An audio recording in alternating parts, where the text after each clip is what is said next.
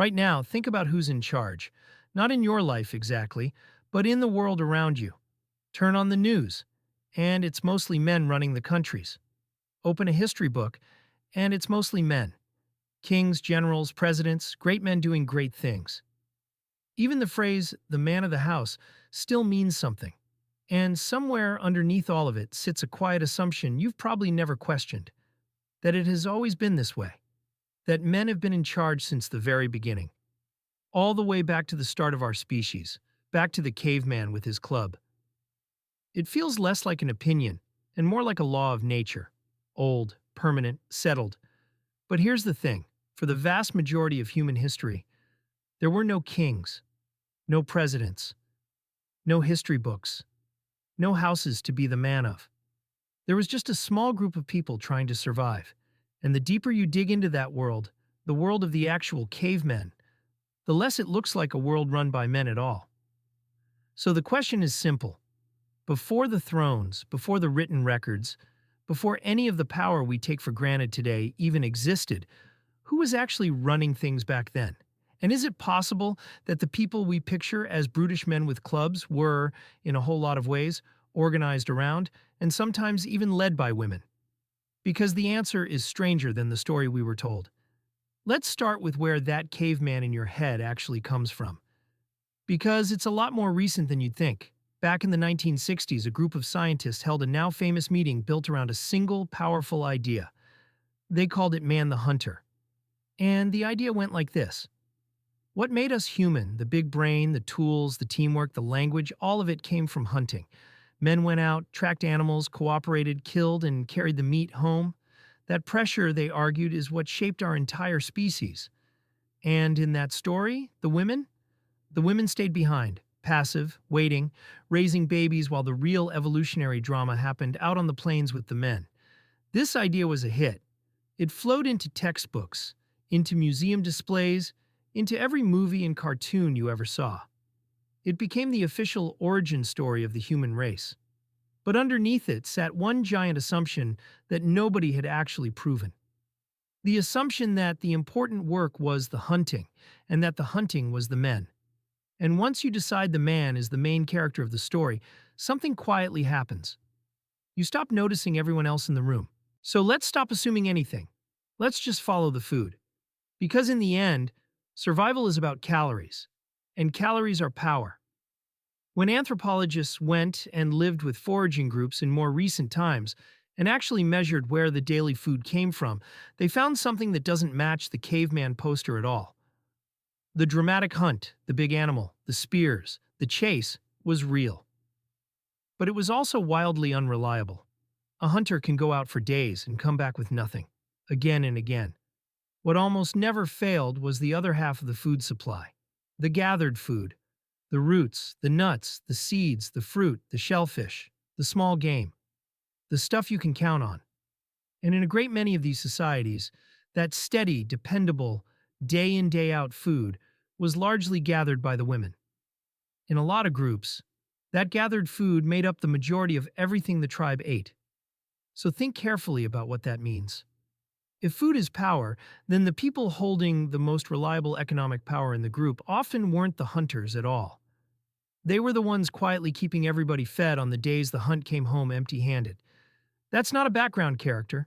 That's the foundation the whole group is standing on. But maybe you're thinking the women gathered and the men hunted, and at least that part of the story is still true. Except it turns out that line was never as clean as we were taught. In the year 2020, high up in the Andes Mountains, archaeologists uncovered a burial around 9,000 years old. And this was clearly the grave of a big-game hunter, because the body had been buried with a full hunting kit, a set of finely made stone points, exactly the tools you'd use to bring down large animals. Everyone naturally assumed a man. Then they examined the bones. The hunter was a woman. And here's the part that really matters.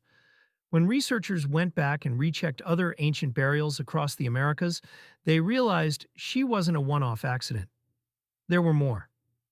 Then, in 2023, a team pulled together the records of dozens of foraging societies from all around the world and asked a blunt question. In how many of these did women hunt? The answer was the large majority of them, around 79%. Not just quietly setting traps for small animals either. Actively hunting. Sometimes the big game, sometimes with dogs, sometimes with a child riding along on their back. Now, to be fair, this doesn't mean there was no division of labor at all. In plenty of groups, men still did most of the hunting, and some researchers pushed back to say the differences between the sexes were real. But that hard, bright line we all grew up with, hunting is for men, gathering is for women, simply does not survive contact with the evidence. The wall between the two was never nearly as solid as the story needed it to be.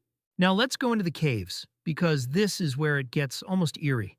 Deep inside caves in France and Spain, humans left paintings more than 30,000 years old. Bison, horses, lions running across the stone, and right there beside the animals, you find something strangely personal.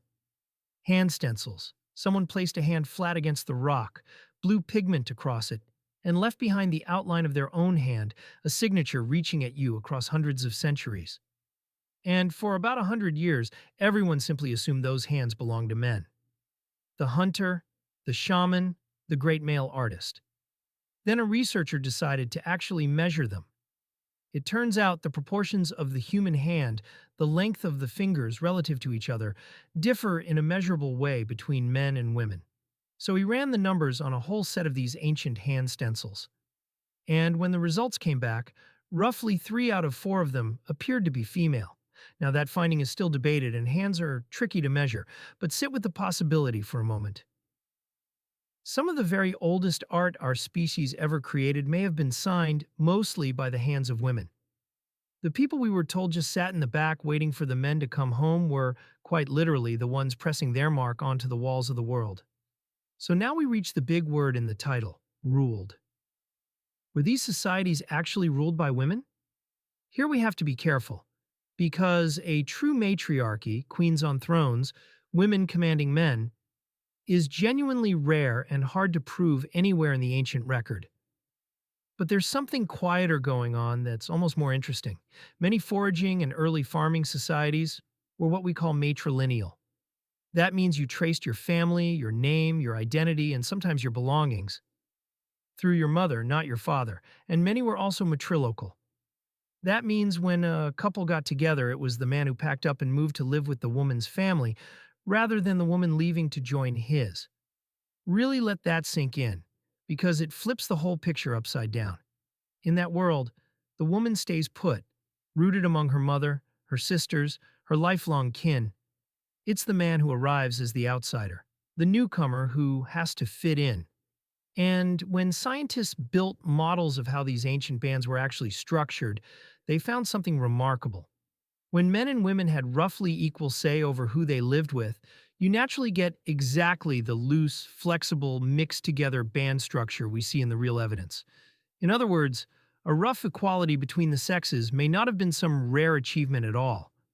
It may have been the default setting of the human race for most of our history, and the heavily male-dominated arrangement we think of as normal probably came much later, riding in alongside farming, property, and stored-up wealth. And there's one more piece here that we almost always overlook. The older women, unlike nearly any other animal on Earth, human females live for decades after they stop having children. And there's a powerful idea about why. Those grandmothers didn't retire. They gathered food, they helped feed their grandchildren, and most importantly, they carried the group's entire memory, where the water still ran during the last great drought. Which plant stopped the bleeding and which one stopped the fever? What the group did the last time the herd simply didn't come. In a world with no writing, no books, no records of any kind, the memory living inside the oldest women was the survival manual for everyone. And that is a form of power that has absolutely nothing to do with a club. So let's finally put it all together and answer the question honestly. Were cavemen literally ruled by women? Probably not in the way a king rules a kingdom. There's no hidden evidence of ancient queens barking orders at armies of cavemen. But here's the trap. That very question, were they ruled by women, is really just the club and throne image sneaking back in through the side door. Because the honest, bigger answer is this. The idea that they were ruled by men is every bit as invented as the alternative. Look at what we actually found. The steady, reliable food that kept the group alive, very often, the women. The hunting we were told was purely male, also the women, far more than anyone admitted. The oldest art on the planet, signed, quite possibly, mostly by women's hands. The family line and the home itself, in many places, traced and rooted through the mother. And the living library of knowledge that carried the whole group through every crisis, the older women. Strip away that story from the 1960s, and what's left underneath does not look like a kingdom of mighty men, with women waiting quietly in the shadows. It looks like something far more balanced, and in a surprising number of ways, something built around women than anything you were ever taught in school. So go back one last time to that caveman standing in your head. The man, the club, the woman dragged along by the hair. Now you know exactly where he came from. Not from a cave, not from a bone, or a tool, or a grave. He came from us, from a story we painted over the top of them. And now look at your world one more time.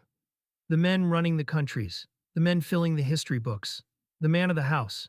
It feels like the oldest arrangement there is, but it isn't. Stretched against the full length of the human story, it's almost brand new. For hundreds of thousands of years before any of it, the people who kept our species alive, who fed it, who hunted for it, who carried its memory and its art and its bloodline, were as often as not women. So no, you don't come from a world that was always run by men. That world is far younger than it looks. We didn't just misremember the cavemen. We took one narrow, recent slice of history, the one that happened to be run by men, and painted it backward over everything that came before. And in doing that, for all this time, we may have been crowning the wrong half of our own ancestors. So if this changed the picture in your head even a little, do me a favor and hit that subscribe button. Every video here takes a story you thought you already knew and digs up what the evidence actually says. There's a lot more of the human past waiting to be turned upside down, and you won't want to miss where we go next. So subscribe, and I'll see you in the next one.